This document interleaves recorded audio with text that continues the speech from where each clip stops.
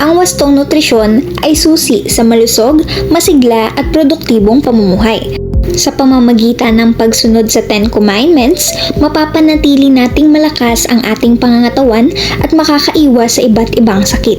Halina't ating alamin ang 10 gabay tungo sa mas malusog na buhay. Commandment 1. Walang iisang pagkain ang nagtataglay ng lahat ng sustansyang kailangan ng ating katawan. Sa pamamagitan ng pagkain ng iba't ibang masusustansyang pagkain, nakakakuha tayo ng sapat na enerhiya, bitamina, mineral at iba pang mahahalagang sustansya na tumutulong sa paglaki, pagpapanatili ng kalusugan at pag-iwas sa sakit. Commandment 2. Sa unang 6 na buwan ng sanggol, gatas ng ina lamang ang pinakamainam na pagkain dahil nagbibigay ito ng kumpletong nutrisyon at proteksyon laban sa sakit. Pagdating naman ng ika-6 na buwan, ipagpatuloy ang pagpapasuso habang unti-unti nang binibigyan ng masusustansyang pagkain na angkop sa kanyang edad.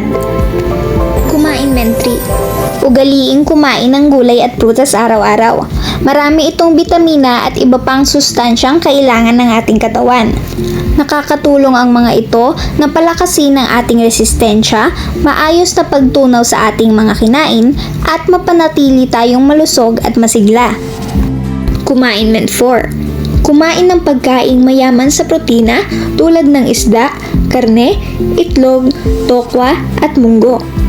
Mahalaga ang protina sa paglaki at para magkaroon ng lakas sa pang-araw-araw na gawain. Commandment 5. Uminom ng gatas at kumain ng mga pagkaing mayaman sa calcium. Ang calcium ay tumutulong upang maging matibay ang ating mga buto at ngipin habang tayo ay lumalaki at kahit sa pagtanda. Commandment 6. Siguraduhing malinis at ligtas ang pagkain at tubig na kinukonsumo. Ugaliing maghugas ng kamay, hugasan ang mga sangkap, lutuing mabuti ang pagkain, at uminom lamang ng malinis at ligtas na tubig upang maiwasan ang sakit. Commandment 7. Gumamit ng iodized salt sa tamang dami. Ang iodine na taglay nito ay mahalaga sa tamang paglaki, pag-unlad ng isip at maayos na paggana ng thyroid na may mahalagang papel sa ating katawan. Commandment 8. Bawasan ng pagkain ng maaalat, mamantika at matatamis. Ang labis na pagkonsumo ng mga ito ay maaaring magdulot ng alta presyon, diabetes, sakit sa puso at sobrang timbang. Commandment 9. Panatilihin ang tamang timbang sa pamamagitan ng balanseng pagkain at regular na ehersisyo. Ang tamang timbang ay nakakatulong upang mabawasan ang panganib ng iba't ibang sakit.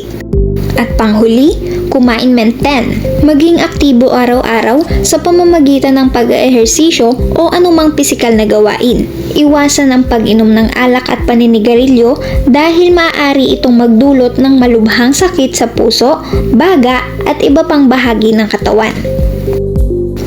Ang kalusugan ay nagsisimula sa tamang pagkain at malusog na pamumuhay. Isabuhay natin ang 10 Commandments upang magkaroon ng masigla, malakas at masayang buhay.